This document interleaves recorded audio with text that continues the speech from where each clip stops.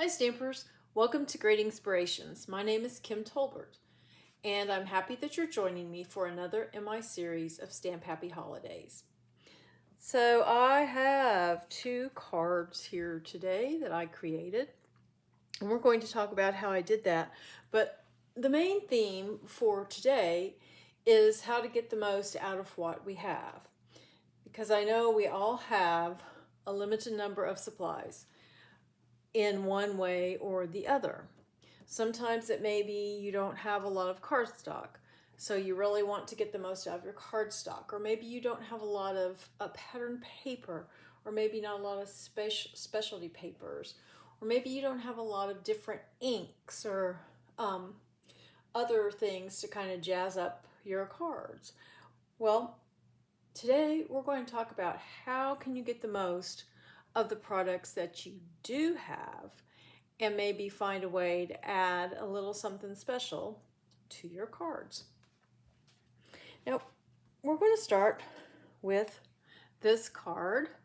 Looks fairly straightforward and simple. I have a little scene here of these animals singing and making music around a campfire. And we have the sentiment, joy to the world. We have some little snowflake embellishments and some nice sparkly paper around the edges of the focal panel. And then inside we just have Merry Christmas and some little musical notes. So one thing I want to talk about with this card, if you take a peek, let me show you the stamp set so you can maybe get a better idea.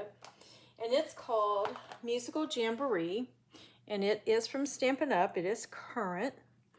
And you can see the three little animals here. And as you can see, I have stamped this one so that he appears to be standing in front of this one. And I did that by masking. Now, there is such a thing as masking paper. Stampin' Up! Sells it. Many companies sell it. It's just a very thin paper that has a backing that you can peel off. And then there's sticky here, but it's a very low tack stick. So what you can do is, for example, this image, I could stamp it on here and then cut it out. And when you're masking, you want to cut out right along the edge. You know, when we're doing fussy cutting, we leave that little white border. Well, when we mask, we don't do that because it would leave a space between your images. And we want it to look like this image is just right in front of that one. So as you can see right here, I stamped him, I cut him out, I peeled off the backing of the masking paper, I stamped him, and then I just put my mask right on top. He's not on there very well right now, but I put him on top, and then I stamped the second image over the top. Then when I removed the masking paper, it appeared that this image is in front of this one, or that this one is behind this one. And it's just by that little technique called masking. Now with the masking tape or masking paper, you can use these over a couple times if you are careful.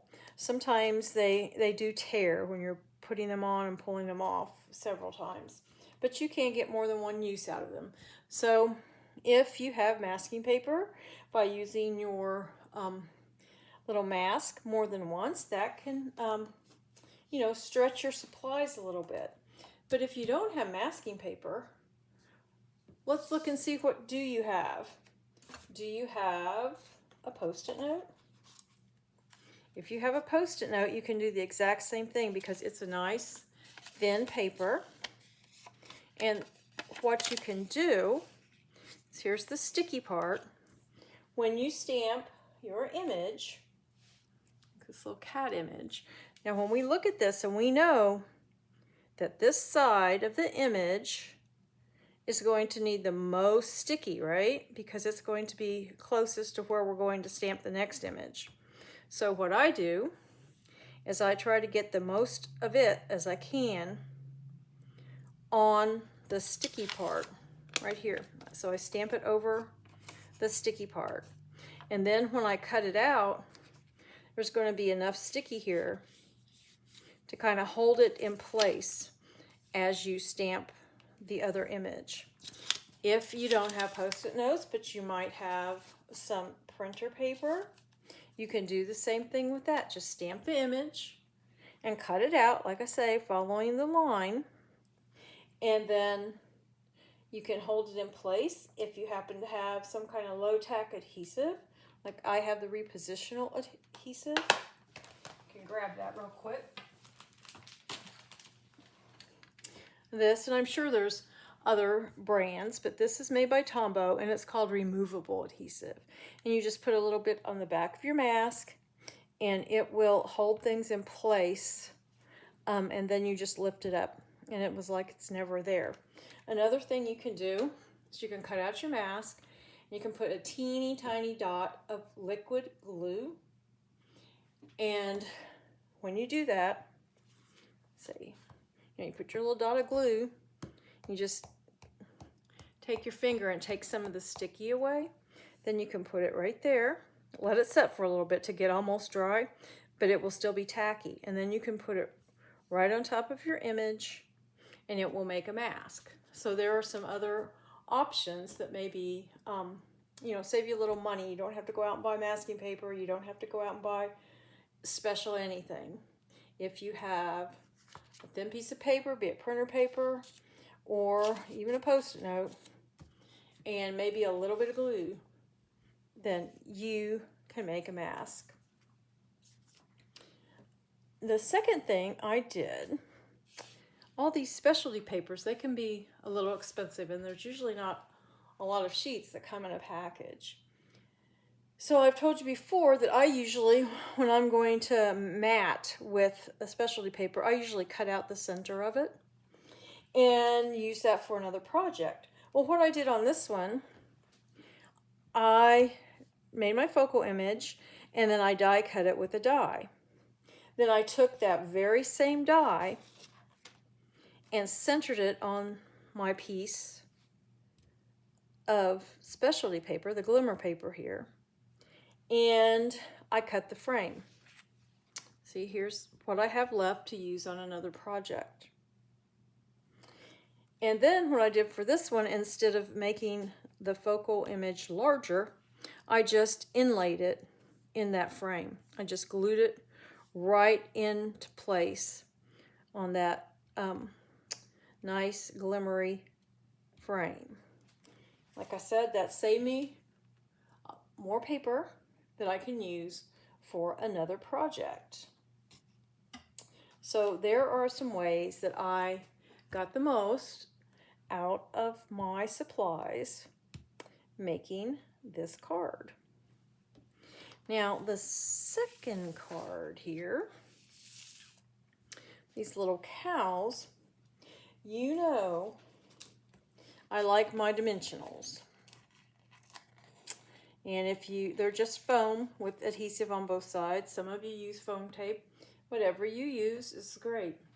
But sometimes I'm running low. And other times it's like, oh, it's going to take so many dimensionals for an image, especially if it's a large image like this one. So what you can do is I die cut my image and then I die cut several more images from scrap cardstock. And it was all white, but it was stuff that I had just a piece of, or things I had maybe stamped on and colored with alcohol markers, but I made a mistake, or maybe it was an inside panel for a card and I had stamped a greeting and then got ink elsewhere on the panel that wasn't supposed to be there. that kind of thing. Why save all that stuff? And then I use it, and what I did was I cut out 4 more of the die cuts, and I glued them all together, just stacked them, and used them to give some dimension to my little cows. So that's how I gave some dimension with no dimensionals. Now up here I did use dimensionals, but this, the banner, and then this little piece of white cardstock, those came from my scrap bin. So I do save, if it's big enough, I think I can do something with it, I do save it. So that's the way you can stretch your cardstock. And also by using the cardstock that you made mistakes on to do something like stack images, that will help you to get the most out of your supplies. Now, if you have an image that you have maybe cut out and you don't want to cut out by hand a lot of, the same shape, what you can do to give dimension is, if you have circle punches or even square punches, or even just cut rectangular or square pieces of scrap cardstock, cut them all, the same size. Like for this one, you could cut a rectangle and then a rectangle of another size, and then just cut multiples of the same size, like 3 or 4, glue them together, put on the back, put some running this way, and your next stack running this way. Put that on your card.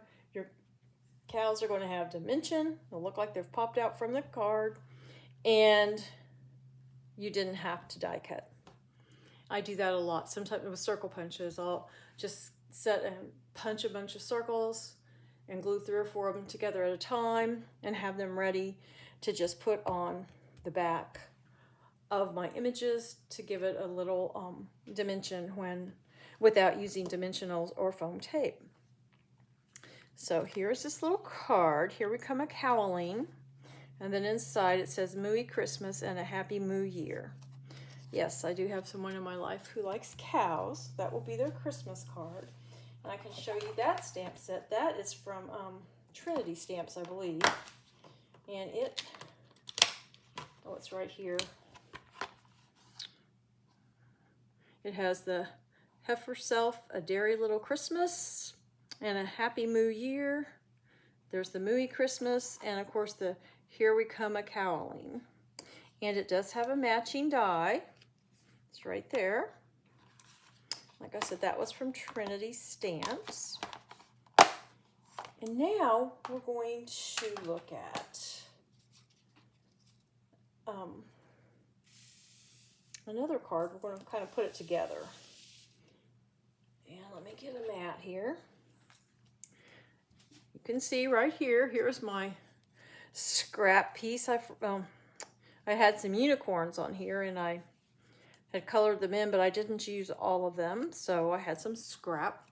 So I cut one of the cow images from here, but I also cut out 2 of these little Santa images.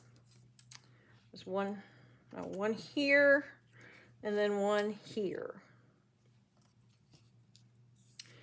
So now I just have this much of that cardstock, and I will probably take a 1/2 inch or 3/4 inch circle punch and punch some circles, and I'll use them for something. I do like to use get as much from my white cardstock as I can, because I use a lot of it, and I usually have a lot of white scrap, so I try to think of other things I can do with it. And you can do the sentiment, like I say, punch circles with it to glue them together to use for dimensionals. Sometimes I just punch little stars or little flower shapes just to have something to put on a card. But yep, so see, try to get the most out of what you have. Now for this card, I'm going to put it together. You can see I've done some of it already, but I had this little Santa stamp, and he came from Where is he? Crafter's Companion. And these are just cute little stamps. They're like in a little envelope. And there's, I have 3 or 4 of these. There's Santa in the sleigh, and then you have greeting, and then a matching die. And they're not very expensive. They're kind of a nice little way to treat yourself if you want just a little something new. So anyway, I've stamped Santa and I colored him and the reindeer. And you can see this one I stamped. This was the first one I stamped in the nose. On Rudolph, it just didn't stamp all the way. A couple of the little hooves didn't stamp. So that got cut out to use as part of the dimensional for Santa. So I've glued it to another one that I cut out. And if you look very closely, you'll see my paper. There's some pieces missing on this layer, but that's okay because it's in the middle. Nobody's going to see it. And then here are some of those unicorns that I ended up not needing. So I die cut another Santa out of that. And then here is the background I made for Santa. And we're going to inlay him as well. Him and his reindeer, they're going to fit right back in there. And so we have this to add for another layer or to use on another project. So let's see, here's the ho ho ho for a sentiment on the front. And this, the ho ho ho's are from Simon Hurley's Silly Santas, the dies. There's also a stamp set, but this is part of the dies. And I did the exact same thing. I didn't have a whole lot of silver foil cardstock, but that was okay. I just needed a little bit for my letters. And then I just cut out a bunch in the navy cardstock to mat them on and lift them up with the little dimension. And now we're pretty much ready to assemble this card, and then we'll talk a little bit about what I did for the background. But I'm going to just use some glue, and we're going to get all these layers together. Like I said, there are 2 here that I've glued together. The one that didn't stamp very well, and then the one that had some pieces missing.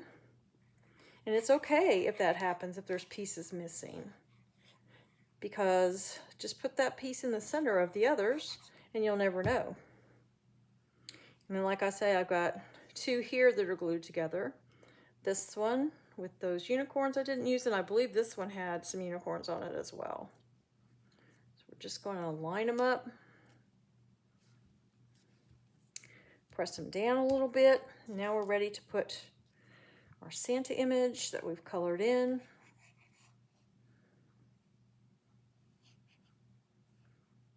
Kind of hate covering up those cute little deer up, but that's what we got to do.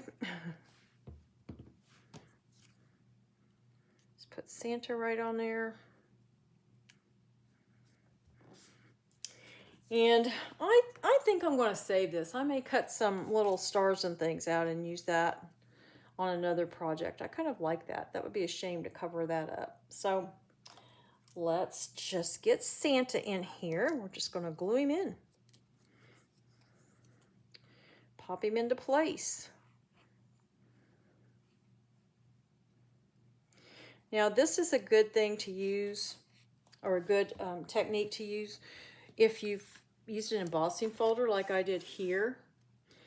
Just cut out the image in the background piece, and then you have something really firm to glue it to, because you're not gluing it to the embossed piece. You're gluing it to the actual card base. I'll see if I can get this popped in here without issues. Yep, there we go. There's Santa and his reindeer, and you can see there's dimension there. Has the nice white border that you can see on all sides. That's a kind of a nice feature of being able to die cut them, but like I say, it's not necessary. I think we'll do our ho, ho, hos. Just like that.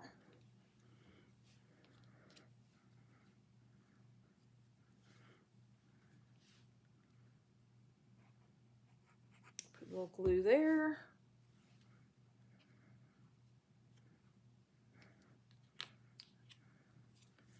Get some glue on this one.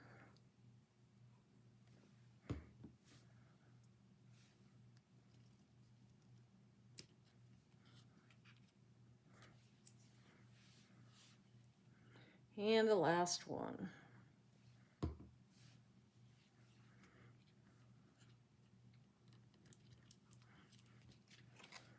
There's our ho, ho, ho with Santa. And then inside, wishing you a joyful Christmas. And because I made this a full quarter of a sheet of cardstock, the 5.5 by 4.25, and I cut it down to 5.25 by 4. So I had this nice little piece with the focal panel left, and I put it inside just to add a little something more inside the card. And now we'll talk a little bit about that background. It was really easy. If I can put my pen back in my glue, there we go. It was really easy to create. I just took a piece of white cardstock and I used some Distress Oxide ink and just sponges and the dome sponges. And I just added, what color did I have? I have one of the purples. I can't remember which one it was. And the Uncharted Mariner. And I just kept blending them. And then I sprayed it with a little water. And then after that, you know, I let it set. I took some Perfect Pearls powders. Do you have any of those? I've had these for years, absolutely years, and they are still available. And the one I used is called Perfect Pearl. It's a white color. And I just used one of these mini misters, and this is something I have done for forever and a day. I put probably 1/8 of a teaspoon of the Perfect Pearls in here, and then I filled it with alcohol. Now you can fill it with water if you prefer, but the alcohol dries faster. And then you just mix it. You can just roll it around and mix it. And then I sprayed my panel. I don't know if you can see the shimmer, but it does have quite a bit of shimmer, but it is subtle, but it is shimmery. It's very pretty. And I was really happy with how it had turned out, because in the past I have mixed this and there was so much shimmer you could barely see what I had done, the ink blending that I had done. You could barely tell what color it was. So I used a little restraint and I sprayed on there, and it gave it that nice shimmer. And because I have the Perfect Pearls and I have water and alcohol and the mini mister, I just can't see myself buying. There's lots of things I would like. A lot of the distress sprays that are out now that have a lot of mica or other shimmer to them. I know I might get them someday, but I need to use what I have and get the most of what I have now, so later on maybe I can buy some of the things that I want or think that I want. But here's on black cardstock. I just don't know if you can really see. Yeah, there's some. You can see it some. But it does add a nice shimmer to your project. So those are just a few ways that I could think of to really get the most out of what I have and to use what I have, because we want to be creators, not collectors. So here's the Santa, and here are my cows, and here are the little critters singing joy to the world. On my corresponding blog post, you will find the products I used for these cards. You will find a list of other supplies, and you will also find the measurements. And the link to that blog post will be found in the description of this video. Well, thank you for joining me for this Stamp Happy Holidays video, and until next time, stamp happy.